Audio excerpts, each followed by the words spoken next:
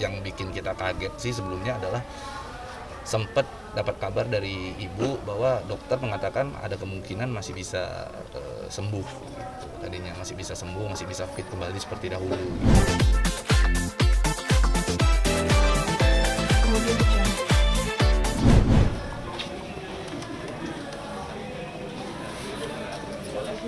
Yuk, oke, yuk.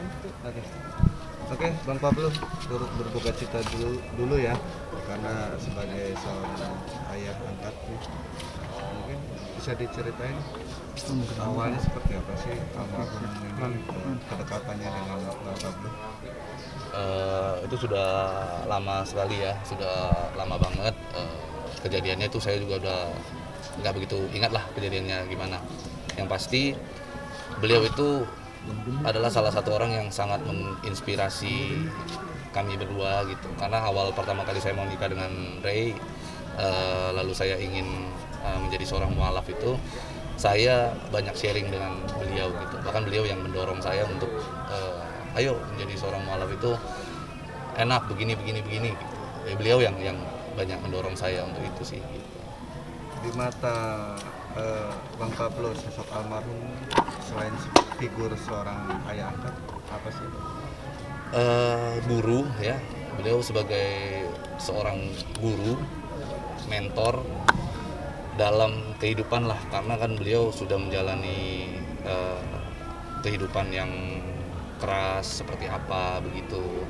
Lalu apalagi saya sebagai seorang mualaf, saya masih banyak perlu dibimbing kan, sehingga menurut saya almarhum adalah orang yang paling tepat membimbing saya gitu. Karena beliau juga punya keadaan yang sama, dia juga mualaf. Dulunya kita juga memiliki kesamaan, sama-sama mempunyai masa yang kelam gitu. Itu sih. Pesan dari beliau mungkin buat Pablo Kare sendiri apa sih?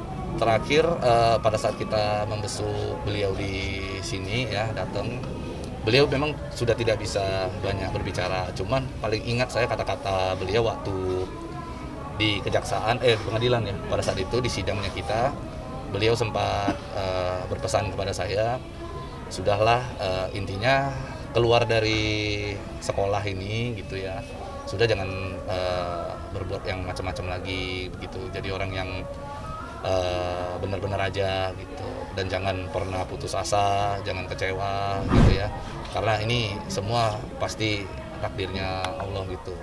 Kalau sabar pasti akan ada berkah, Allah akan ganti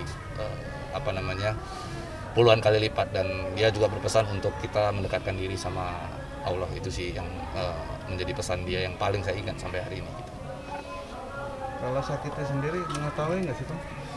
Kalau sakit sih setahu saya karena memang beliau juga udah berusia ya penyakit orang tua lah ya, diabetes begitu, lalu sempat ada sedikit stroke ringan, itu aja sih. Tetapi yang bikin kita kaget sih sebelumnya adalah sempat dapat kabar dari ibu bahwa dokter mengatakan ada kemungkinan masih bisa sembuh gitu. Tadinya masih bisa sembuh, masih bisa fit kembali seperti dahulu gitu, sehingga kita juga nggak nyangka banget bisa seperti ini gitu. Tetapi apa boleh buat, karena sudah seperti ini ya kita ikhlaskan lah ya gitu, karena ini kan juga tidak terlepas dari takdirnya Allah gitu. Kemarin gimana tanggapannya merasa kehilangan? Iya, sangat merasa kehilangan karena dia sangat peduli dengan anakku ya. Pada saat kita di dalam, dia dia lebih bilang udah heran sama bapak, karena bapak juga nggak ada anak kecil di rumah, anak-anak udah pada gede semua. Lu jangan pikir anak-anak, masalah anak-anak, udah tenang aja, susunya apa katanya gitu, udah tinggal sama bapak aja. Juga kalau ada masalah Ray sama Pablo, pasti bapak telepon Pablo, bapak selalu nasihatin Pablo, lu sebagai kepala rumah tangga nggak boleh begini. Dalam Islam tuh rumah tangga tuh laki-laki sebagai pemimpin harus begini. Jadi apapun masalah rumah tangga pasti yang dinasihatin tuh Pablo gitu. Selalu bapak langsung telepon, ada apa langsung tanyain Pablo gitu. Jadi care-nya sama aku tuh kelihatan banget gitu, benar-benar mendalam. Apalagi ngeliat anak aku Bahkan pada saat-saat terakhir beberapa hari sebelum bapak meninggal, kami kan sempat kesini juga sama ngobrol sama bapak. Dia udah nggak bisa ngomong banyak, masih terbata-bata. Tapi di dalam saat seperti itu pun dia masih ada rasa humor. Bahkan ngelihat Eren, anakku yang paling kecil, dia bilang gini, Eren nanti kalau udah besar nanti getok bapaknya karena bapaknya brengsek. Dia bilang gitu. Jadi masih bercanda seperti itu, padahal kondisinya udah sangat menurun. Dan yang lebih aku sangat kehilangan karena pada saat aku lihat bapak kan kondisi benar-benar drop, berat badan benar-benar turun kan.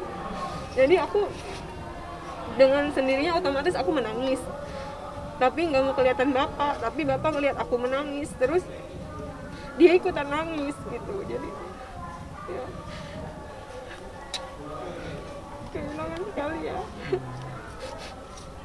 Yang paling bisa ngasih tahu nasihat ke Pablo tuh dia gitu, yang paling bisa keras, karena yang lain nggak bisa ngasih nasihat sekeras bapak gitu, yang bener-bener lo nggak boleh begini, lo harus begini, lo harus begitu.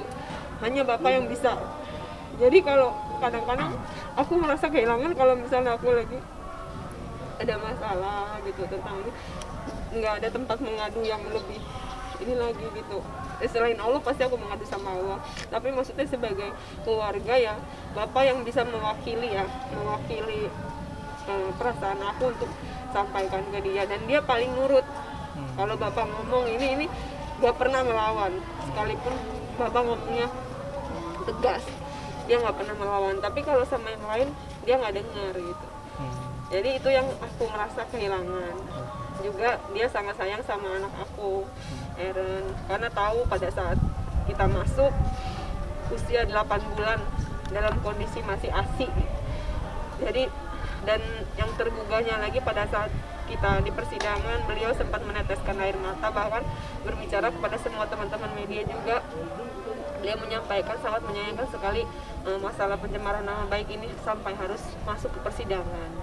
Itu artinya Pablo sebagai seorang mualaf, bukan koruptor, bukan bandar judi, bukan bandar narkoba, bukan pembunuh gitu. Artinya alangkah baiknya jangan sampai masuk ke persidangan seperti ini. Ini kan hanya pencemaran nama baik. Nah, beliau selalu mengatakan seperti itu karena beliau orang yang sangat humanis, sangat mementingkan jiwa kemanusiaan. Apalagi melihat Ray yang masih menyusui masuk ke dalam seperti itu dan dalam jangka waktu yang lama.